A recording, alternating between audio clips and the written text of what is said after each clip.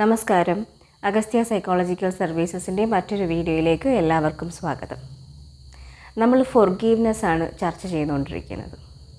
ഇപ്പോൾ ഫോർഗീവ്നെസ്സിൻ്റെ അല്ലെങ്കിൽ നമ്മളോട് തെറ്റ് ചെയ്ത ഒരാളോട് എങ്ങനെ ക്ഷമിക്കണം എന്നുള്ളതിൻ്റെ വിവിധ ഘട്ടങ്ങൾ, വിവിധ സ്റ്റേജസിനെ കുറിച്ച് കൂടുതലായിട്ട് പഠിക്കുന്നതിന് മുന്നേ ആയിട്ട് എന്താണ് ഫോർഗീവ്നെസ്, എന്തല്ല ഫോർഗീവ്നെസ് എന്നും കൂടി അറിഞ്ഞിരിക്കുന്നത് നല്ലതായിരിക്കും. ഓക്കെ, അപ്പോൾ ഫോർഗീവ്നെസ് എന്നാൽ അത് നമ്മളെടുക്കുന്ന ഒരു തീരുമാനമാണ്. മറ്റൊരു വ്യക്തി നമ്മളിൽ ഇൻജെക്റ്റ് ചെയ്ത് അല്ലെങ്കിൽ നമ്മളിൽ ഏൽപ്പിച്ച വേദന അല്ലെങ്കിൽ ആ ഒരു പെയിൻ, ഹേർട്ട് എന്നൊക്കെ നമ്മൾ പറയില്ലേ, അതിനെ ഓവർകം ചെയ്യാനായിട്ട്, അതിനെയെല്ലാം മറികടക്കാനായിട്ട് നമ്മൾ എടുക്കുന്ന ഒരു തീരുമാനമാണ് ഫോർഗീവ്നെസ് എന്ന് പറയുന്നത്. അല്ലാതെ ആ വ്യക്തിയോട് അല്ലെങ്കിൽ ആ വ്യക്തി നമ്മളോട് ചെയ്ത ഒരു തെറ്റിനെ അല്ലെങ്കിൽ ആ ഒരു നെഗറ്റീവായിട്ടുള്ള ഒരു കാര്യത്തെ കണ്ണു അടച്ചങ്ങ് ഒന്നുമില്ല എന്ന് വിചാരിച്ച് അതങ്ങ് മറന്നു കളഞ്ഞിട്ട് പഴയതുപോലെ ആ വ്യക്തി നമ്മളോടൊന്നും ചെയ്തിട്ടില്ല അല്ലെങ്കിൽ ഒന്നും സംഭവിച്ചിട്ടില്ലാത്തതുപോലെ നല്ലൊരു റിലേഷൻഷിപ്പിൽ വീണ്ടും പോകുന്നതല്ല ഫോർഗീവ്നെസ്.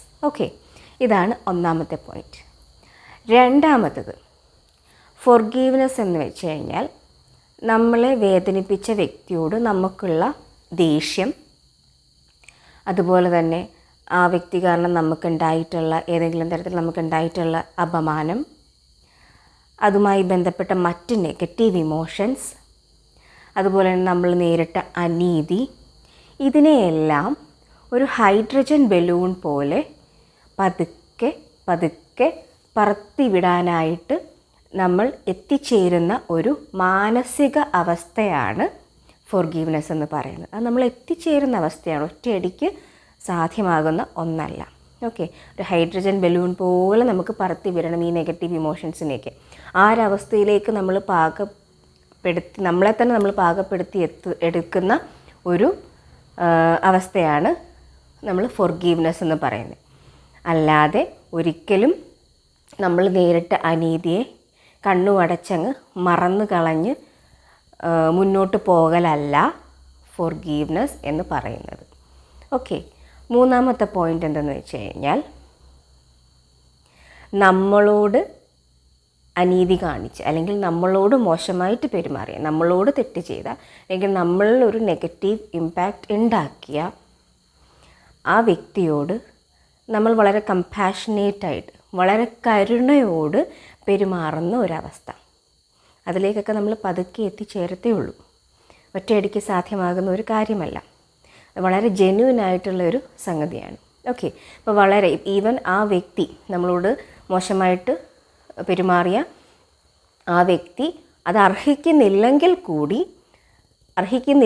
പോലും നമ്മൾ അവരോട് കമ്പാഷനേറ്റായിട്ട് ഏറ്റവും കരുണയോടുകൂടി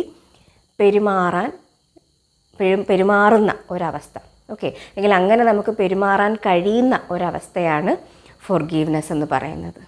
അല്ലാതെ അവർ ചെയ്ത തെറ്റിനെ അല്ലെങ്കിൽ അവർ നമ്മളോട് ചെയ്ത കാര്യങ്ങളെ, മോശമായി ചെയ്ത കാര്യങ്ങളെ കണ്ണു അടച്ചങ്ങ് മറന്ന് കണ്ട് ചുമ്മാ അതൊന്ന് എവിടെയെങ്കിലും ഒന്ന് കുഴിച്ചു മൂടി വെച്ചിട്ട് പിന്നീട് ഒരു അവസരം വരുമ്പോൾ അവരോട് റിവെഞ്ച് എടുക്കുന്ന അല്ലെങ്കിൽ അവരോട് പ്രതികാരം വീട്ടുന്ന ഒരു മനോഭാവമല്ല, അല്ലെങ്കിൽ പ്രതികാര മനോഭാവത്തോടുകൂടി ഭാവിയിൽ പെരുമാറുന്ന ഒരു അവസ്ഥയല്ല ഫോർഗീവ്നെസ് എന്ന് പറയുന്നത്.